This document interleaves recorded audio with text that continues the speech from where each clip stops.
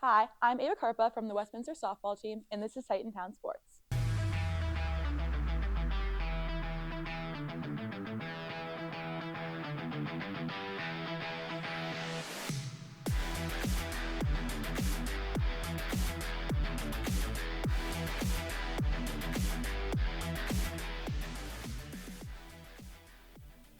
Welcome back to Titan Town Sports. I'm Braylon Juzak alongside Ben Kelly here at the desk. Those temperatures are dropping, but we have a lot of super interesting segments coming up, Ben. Yeah, you know what else was dropping, Braylon, was the buckets on Saturday. Westminster headed to the shores of the Ohio River to take on the Franciscan Barons. We got all that action and a whole lot more on this week's edition of Prime Cuts. Welcome back to Prime Cuts. I'm RJ Scott alongside my partner Peyton Mell, and we've got your full recap of Westminster versus Franciscan. We'll start on the men's side, where the Titans and Barons went toe-to-toe in a true back-and-forth slugfest. Right out of the gate, Titan radio player of the game, Jayveehr sets the tone, opening the scoring for Westminster as the Titans strike first. With Ben Kelly on the call, this one quickly turns into a back-and-forth battle. Runs traded, momentum swinging, neither team willing to blink. Franciscan answers right back, refusing to let the Titans pull away. Here's Sawyer Butler powering through contact for a tough bucket, keeping the Barons within striking distance. Sawyer Butler will go to the line for the three-point play. Now a wide open three from the top of the key is up and good.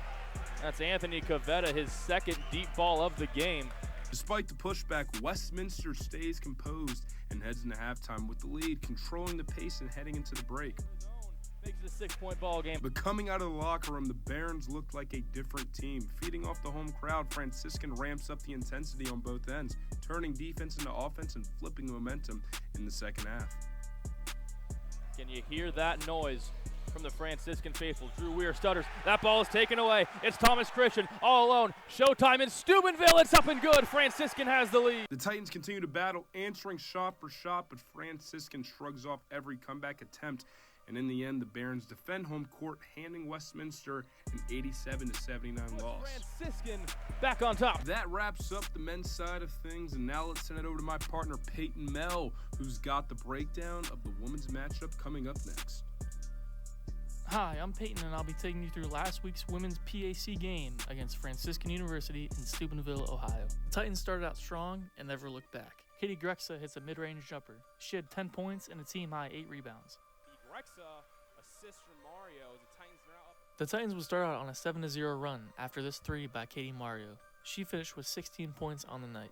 Jump to the second quarter, Titans up 39-26. Sophomore Maddie Syka takes it to the cup for 2. Syka, are you out of your mind? 41-26, she gets the layup to go in. And Westminster would continue to roll in the second half.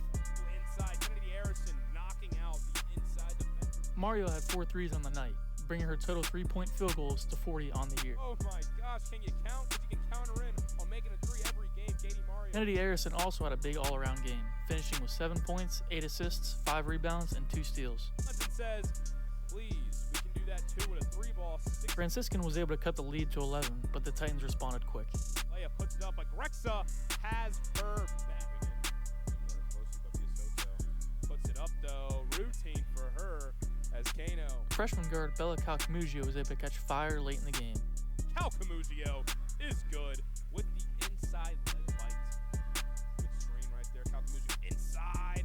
Bag work is what I call that right there. Calcamugio 6 points. The Titans rolled to a 75-58 victory behind a complete team effort, with 9 players recording at least 1 basket. Westminster will look to carry this momentum further into PAC play. And that's all we have for Prime Cuts, sending it back to the studio. Big win for the women there in Steubenville. Good to see, Brandon, another team win. It's the 11th straight for the women over Franciscan. Coach Scott still yet to lose to the Barons. Men's side, a heartbreaker, but how about that crowd, though, on the other end? And maybe a potential playoff matchup between the two schools. And could you imagine the Kuzma court in a playoff scene? I mean, it seemed, you were there. You would know best. We should check out, everywhere around the PAC with the PAC Recap. Welcome back to the PAC Recap. First, Allegheny and Hiram. It was all Sarah Seaman for the Terriers, pouring in 28 points. A well-rounded effort from the Gators would lead to an Allegheny win, 76-66. You see Ava Kobus there beating the buzzer, the long pass. She would lead the Gators with 21. Now to the men's side. The Gators did not allow a Hiram Terrier to score in double figures Wednesday night. Meanwhile, for Allegheny, James Sitter went for 21 and 5 threes, including this one off the pin down screen. The Gators would get the win 67-55. Jumping to the Bison, making the trip to Waynesburg, and they leave Waynesburg with an 82-71 win. You see Ella Simpson on the fast break, getting the and one. Bethany was led by Simpson and Lindsey Garrison, who combined for a total of 32 of the 82 points. Bethany gets the win. Don't look now, but this Bethany men's team may have found their closer in a sniper. The Bison led wire to wire in their 85-77 victory. A 21-4 run late in the second kept it close, but Co Rose let it rain, splashing in 7 threes, including that one, and leading Bethany with 29 points. A tightly contested and highly defensive battle between Teal and Grove City. These two teams would combine to shoot 34 of 120 from the field. Grove City would secure the win 58-39 on the back of a Meredith Sherrod 15-point, 10-rebound double-double. Mike Christensen did his thing for the Wolverines, dropping 25 points versus Teal. Kenny Ermat did his best to match that with 20 for the Tomcats, but it was all Wolverines, 67-47. W&J hosting St. Vincent. Both teams 6-0 in PAC play coming into this one. St. Vincent would be the team keeping their 0. McKenna Mayer and Camden Basher combined for 29 of the Bearcats, 72 points. St. Vincent on top, 72-59. The W&J men's team on a 3-game win streak. Meanwhile, St. Vincent trying to gain some momentum, and they do so, securing a 79-68 win. Jaden Gales led the way with 16, including this throwdown. Deb Ostrowski chipped in with 15, while Matt Seidel for the Presidents had a 10-point, 13-rebound double-double. Franciscan took a trip to the Steel City, and it was all Chatham pouncing on the Barons 46-23 at halftime. Chatham was paced by Madison Naru, who had a 19-point, 10-rebound double-double. Chatham wins at 76-46. 2 PAC championship hopefuls and PAC Player of the Year hopefuls went to battle. Sawyer Butler and Deion Pinkett would both score 26, but it would be Pinkett's squad walking away with the victory, 76-74. Now time to swing it back to the guys at the desk. How about that for some Paction pandemonium on the hardwood? Now let's check out some PAC Players of the Week. Lindsay Best, it's in the last name. She wins the Newcomer of the Year for the women, and she's at Bethany. She actually had an 18-point game, which was her career high, shooting 67%. And then Emily Gervin was the PAC Women's Player of the Week for Geneva, averaging 15.5 points a game and shooting 50%, Ben. Yeah, Best well on her way to a potential Newcomer of the Year bid in herself. But Garvin had a great game against Westminster last night. 15 points, 7 of 13 shooting, and a 99-90 win over the Titan women. Let's see what Coach Scott had to say following that loss. Here with head coach Scott. Coach Scott, tough loss, 90-99. I mean, just run me through that. A lot of points scored. Definitely made a change at halftime. What's the message go on from here on out? Yeah, we just couldn't stop them. I mean, once we got a run to get it kind of back into it, then we were giving up open threes, offensive rebounds. So, offensively, we did a good job of moving the ball. We had 25 assists, only 19 turnovers, which isn't bad against them pressing all the whole game, but we just couldn't make any stops. Yeah, and talking about the press, what was that adjustment? I mean, how would you beat that? Because they were pressing very early on in the game. What was that overall general message to the team at half? Started off not doing anything that we said we were going to do, so they go up 12-0, and that was the momentum right there. We had turnover, and they got the momentum right from the start, but we didn't execute what we wanted them to do right away off the press breaker. So then they settled in, and then we were able to, get it down. And I heard you say communicate earlier in the huddle during the game. Is that something you also emphasize to the team later in the game? Yeah, they were just coming down in transition, and we didn't know who we had, and they had some open looks, and I was like, you got to communicate out of the press, you know what I mean, and match up, and we weren't doing that. Well, thank you so much, Coach. Good luck next game. It was great talking to you. Coach Richards, get to speak to you now. I got to speak to you earlier. A little bit frustrated at first, but now with the win, I'm sure you feel much better. Tell me how you feel after this game. Yeah, I just thought in the second half we just had a little more energy to us, a little more pop to us. Much more pleased with our effort in the second half. Yeah, and going against a coach like Geneva's head coach, how does that feel? Played him multiple times before, but potentially this might be the last time. What is that overall feeling for you, especially getting a win? Yeah, Coach Sanacera, he's a tremendous coach. He's done a lot for this game. We've been in a lot of battles. You always know his team's going to play hard. They're going to be super prepared. So getting a win against Geneva is always a good feeling. And a huge bounce back from last game, Franciscan. Very tough team with Coach Wallace coaching them boys around those parts, and now getting a win against former PAC champs in Geneva. I mean, going into that later part of the season, what is just overall the message now? Got a lot of games under our belts, seen a lot of teams. Now, what's that, process? It's still a day-by-day process. Every single day we got to come to the gym and get better as a team. This late in the season, right, there's really no days off. You got to come here and grind every single day. You got to get better every single day. Because every single Wednesday and Saturday is a battle test. So we got to be here, ready to prepare, and get ready for each game. Well, all right, Coach, thank you once again. Congratulations on the win, and thank you. Coach Richards there following a 74-58 win on Wednesday against Geneva. Trey DePietro led the Titans with 20 points. They're going to meet each other again in the regular season finale at Geneva. That's on February 21st. Braylon. I mean, Trey's been on absolute fire. I don't even think you can describe how good he's been for this Titan team that's actually sitting in first place as you take us through those standings, Ben. Yeah, taking a look at the PAC North standings, Westminster coming off that win creates some separation at the top of the PAC North. They're 5-2. Geneva and Allegheny tied at 4-3. Hiram and Teal bringing up the rear at 1-6. Moving down south, Chatham has won their last 6 games. They are 6-1 atop the men's basketball South Division. W&J hot on their tails, though, at 5-2. Waynesburg, Westminster's next opponent, at 2-5 in the PAC. They're 6-10 altogether. Braylon. Yeah, as we transition over to the women's North Division, Grove City Wolverines leading the pack at 5-2, but followed by those Allegheny Gators. Those Golden Tornadoes of Geneva are tied with our Westminster Titans at the 3rd place spot, and then rounding it out is 5 Hiram and 6 Teal. As we go south, this is going to be started off by St. Vincent Bearcats. They are 7-0, undefeated, and the Presidents of W&J right behind them at the 2, and then the Bethany Bison and Chatham Cougars at the 3 and 4, and then rounding it out is Waynesburg and Franciscan. Well, Braylon, that big win against Geneva yesterday was helped by a lot of transfer students. DJ Harrell, Mick Hergenrother, Carter Anderson, Anthony Bruce. These are guys that Westminster has really benefited from in the transfer portal. Moving on to the gridiron now with the transfer portal, we have Tom Rook, who caught up with Jayveehr White, who came to Westminster from Teal. He's telling us why he made that decision and what drove him here to Westminster. My name is Jayveehr White. I'm from Sharon, Pennsylvania, and I'm transferring to Westminster College from Teal. A Sharon, Pennsylvania native, Jayveehr White has decided to leave behind the Teal College Blue and Gold to spend his senior season in Titan Blue and White. I started considering the transfer portal my sophomore year at Teal. After my first year at Teal, I entered the transfer portal to come here, but things didn't work out, so I returned to Teal for my junior year, and now it worked out and I'm here. White began his college career at Baldwin Wallace University in Berea, Ohio, where he played for 1 season prior to transferring to Teal for 2 seasons. With 3 years of college football under his belt, White feels he has developed as a player. Coming from Baldwin Wallace and Teal, is just I've seen myself grow as a player, just running more physical, using my speed more and agility. Earning all PAC Honorable Mention Special Teams honors in 2024, White had over 900 yards as a kick returner in his career at Teal. He also had 5 rushing touchdowns. When asked what type of player Titan fans should expect, White said this: I want to do anything I can to help the team. I want to run the ball, I want to catch the ball, and return. So I just want to use all my athletic ability for my last year. Off the field, White has a more unique situation compared to the average collegiate student athlete. My family had a huge impact on my decision to transfer.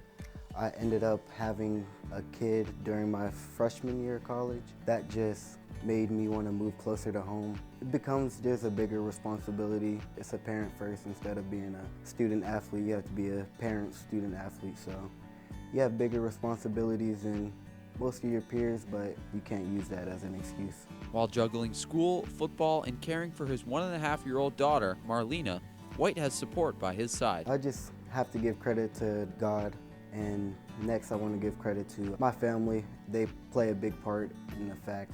And lastly, the mother of my child. She's a good mother. Navigating credits across multiple schools is never easy, and White knows this from experience. I asked him how much his credits have been affected along the way. The academics and credits, that's probably been the biggest flaw in transferring because all my credits didn't transfer over, but I'm just staying focused and trusting God through the process. White also spoke about what lessons the sport of football has taught him. Football has taught me how to be disciplined and how to be a man.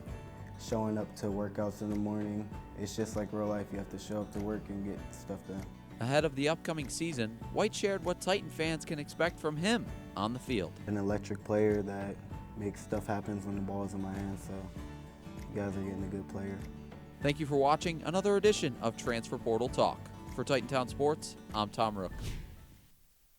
We are so glad that Jayveehr White has found his new home here in New Wilmington. I mean, that transfer portal is all too important, Ben. Whether you're at Division I, Division II, or Division III, it's really a race of who could win that transfer portal. Absolutely. No, I'm sad I'm not going to be able to be calling Jayveehr's games. He's going to be filling some holes in the backfield, no doubt, and then punching through some holes in the offensive line as well. He was 21st in the PAC in rushing yards per game last season. And like I said before the break, a lot of transfer player points out of the Westminster men's basketball team in the win, led by none other than Jayveehr.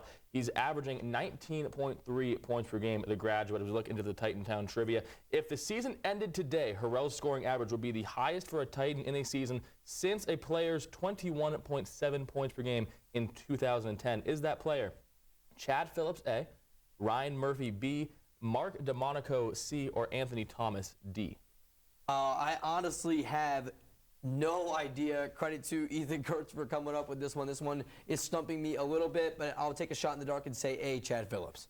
Take a look and see. Ryan Murphy, and I think, you know what, I think you and I both had a shot in the dark on that one, and that's why I just deferred to you, and I'm going to say. Yeah. Oh, so you want to keep your record higher than mine? My record is low. I'm 0-2 on the WCN trivia. Well, so I was 2-0 before that, so. I'll say I'm 0-2-1 now, as that makes you feel any better. That does make me feel a little bit better. But as the man that came up with the trivia question, we will head right into View from the Tower. I'm Ethan Kurtz, currently outside of Old Main here on the Westminster College campus, the perfect spot for a view over the high school sports landscape in Lawrence and Mercer counties. This weekend, Westminster College hosted the Ron Galbraith Basketball Classic on the Ron Galbraith court inside Buzz Riddle Gymnasium. The two-day tournament featured 22 different teams representing 20 different schools from in and outside the local area. For a recap of all those games, let's get right into it.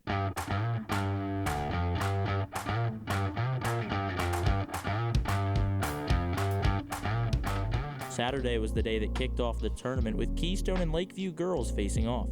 Despite 14 points from Kira McGriffin, Keystone couldn't get past Penn State Barron commit Leah Marsteller as Lakeview topped the Panthers 44-33. In the next matchup, Neshannock and Grove City girls squared off. Despite a tight 36-33 Lancer lead in the third quarter, an impressive fourth saw Neshannock pull away from the Eagles to win their 8th straight, 58-35.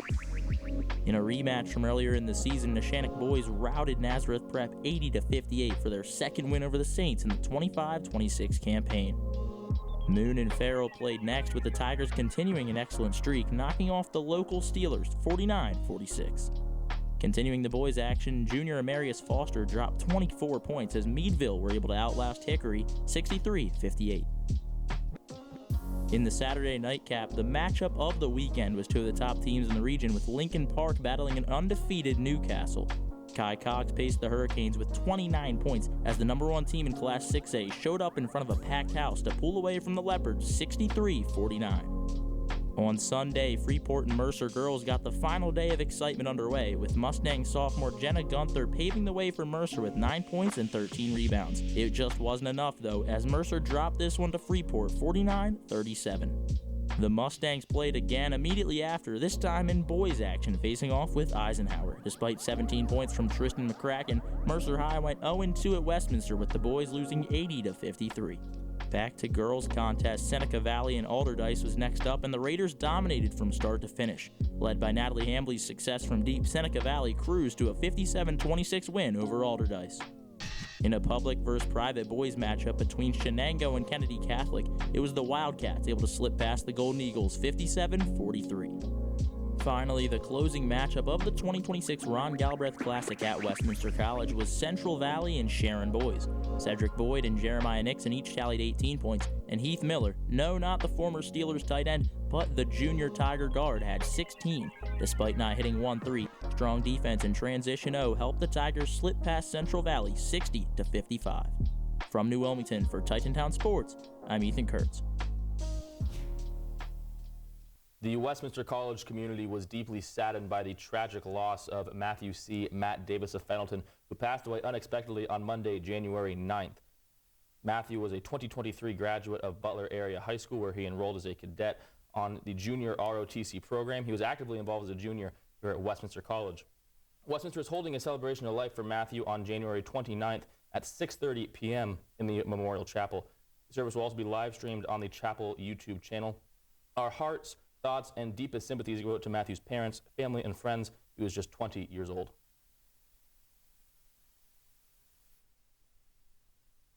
Are you ready to reimagine TV and radio? Today, broadcasting isn't static. It's everywhere you are. On air, on your phone, and streaming channels. From covering live events to crafting viral stories. With a career in broadcasting, you'll shape how communities connect. Whether on camera or behind the scenes, you can create, innovate, and make a difference. See how the Pennsylvania Association of Broadcasters can help you find your path at pab.org/jobs. When I came back from the war, I was barely hanging on by a thread. I'm here today because of Tanya's relentless efforts in trying to get me healed. And says, Michael, I know you've got a plan to take your life today, but if you give me just 5 more minutes to love you. 5 more minutes, 5 more minutes, honey, 5 more minutes to love. Michael has actually taught me what it looks like to accept help. Since 1888, the National Geographic Society has championed generations of explorers to conserve ecosystems, share stories, and deepen understanding of every species. Today, it's more urgent than ever to illuminate and protect the vibrancy of our world, because there's always another wonder for us to explore. Will you join us? National Geographic Society. Wonder awaits. Welcome back to the desk here on Titan Town Sports. Ben Kelly, Braylon Juzak with you, and taking a lot of action so far, Braylon, on the college side. I'd love to go see what's happening in the high school side of things at the High School of the Week in Union. Yeah, we'll head right down the road, right there, into Lily Stenman's High School of the Week. Titan Town sports fans, I'm Lily Stedman. It's time for another edition of High School of the Week. This week, we are taking you to Newcastle, Pennsylvania, highlighting the Union Scotties. Union High School has held a steady presence in the Newcastle community for decades. Known for its straightforward approach to education and strong ties to the city it serves, the school reflects the working-class roots of the area, built on consistency, accountability, and community support. For generations of students, Union has been a place where expectations are clear and pride is earned. Union offers students a variety of educational opportunities, allowing students to pursue their passions, whether it's playing an instrument or playing disc golf in the course located on campus. Inside Cavelli Fieldhouse, head coach Darren Berkeley leads the boys varsity basketball team, teaching them not only schematics but leadership and heart. Under Berkeley's direction, the team's offense is trending upward, with the Scotties scoring 44 points per game and over 700 points on the season. Defensively, the Scotties are playing with disciplined aggression, snagging 6 steals per game and 16 defensive rebounds on average. Derek McLafferty got the chance to speak with Coach Berkeley about his team and what makes the Scotties stand out. I think we're athletic and scrappy, and you know, when we're connected, we're pretty versatile. We can, you know, score from the inside and the outside. We just had to get better at ball movement, and we have a couple guys that can slash. You know, it's just experience, I think. Union also has ties to Westminster, with freshman and junior guards Lucas and Matt Stanley both having played at Union. Coach Berkeley spoke highly of the Stanley brothers and the impact they left on the Union team. Yeah, I mean, Lucas, you know, he did so much for the team, and you know, the kids admire him so much. I mean, you had not only him but his brother. And you had 6 years of Stanleys that, you know, really were instrumental in the program's success. So, you know, I guess it's the post Stanley era. Union was coached by Lucas and Matt's father, Mark Stanley, for 18 years, and now it's Berkeley's turn to carry on his legacy and show the world what it means to be a Scottie. Just always been a you know, kind of a under the radar school that was small, and you know, we always had that, you know, never die, we can compete with anybody attitude. You know, that was always the Union way. You know, just never back down. This has been your edition of High School of the Week, highlighting the Union Scotties. For Titan Town Sports, I'm Lily Stedman. As always, shout out to Lily Stedman. She does such a fantastic job with High School of the Week each and every episode, it seems, Ben. But how about the Scotties being one of the more unique mascots around the Whippeal, and honestly, it comes from the Scottish heritage in the area. And also another fun fact about Union is that they won the Whippeal Football Championship in 2022, snapping a 63-year drought that went all the way back to 1959. Yeah, it's a great when you get to kind of snap a drought like that. Oh, yeah. Union no stranger to it. And how about the Stanley brothers, though, coming in here to Westminster and having the success, especially Lucas, that he's had. But over to Laurel High School, and we look as we see they had their wrestling senior day celebrating on Wednesday in a match against Elwood City. The Spartans pinned the Wolverines in a massive 77-6 victory. All 6 seniors won their matches, including standout Maggie Alfera with a 43-second pin. The Pitt Johnstown commit holds an all-time record of 57-7 and finished 3rd in the state last year. She's currently ranked as the best wrestler in D7 girls wrestling and 4th in the PIAA. She's the 2nd Titantown Sports Athlete of the Week, and she and the Spartans will be back in action at the Fred Bell Tournament hosted by Grove City High School on Saturday. And as we flip from high school to college, the Titans women's basketball team has been in the heat of a playoff race, and they will need their stars to be their stars. Thankfully, sophomore Katie Maryo has been absolutely automatic this week. Maryo made 9 3-pointers this week and 4 against Franciscan in a season high, tying 5 on Wednesday's loss to Geneva. Maryo averaged 18 points this week and took home Titan Radio and WCN Player of the Game in both of her efforts. She tied her season high on Wednesday with 20 points. Maryo and the Titans are back in the PAC this Saturday, traveling to Waynesburg for an early afternoon tip-off against the Yellow Jackets. I mean, Katie Maryo is the best 3-point shooter, it seems, on that team this entire year. She has 2 20-point performances, and only 1 game where she has not tallied a point. Yeah, she's been automatic from beyond the arc, Braylon. It's something that you come to expect. The all-time single season and single game 3-point leader in Westminster college history, only in just 1 year of playing, well, I guess a year and a half now, but she did that all last year. That game in Waynesburg gets been bumped to a noon tip-off instead of the 1 and 3. It's now noon and 2 due to the impending blizzards coming into Western PA. Yeah, those temperatures are going to get cold, so make sure you guys are staying safe, staying warm, and not getting sick, because it is flu season after all. When is it not flu season, Ben? It seems like it's always going flu around. Season for me. Also this weekend, Westminster Swimming and Diving will re-enter the pool in the tri-meet with Franciscan and Mount Union. You can catch all that action here on WCN, WCNlive.com, YSN, wherever you want to watch us, you can get us there. That one also been bumped up to noon instead of 1 due to the inclement weather.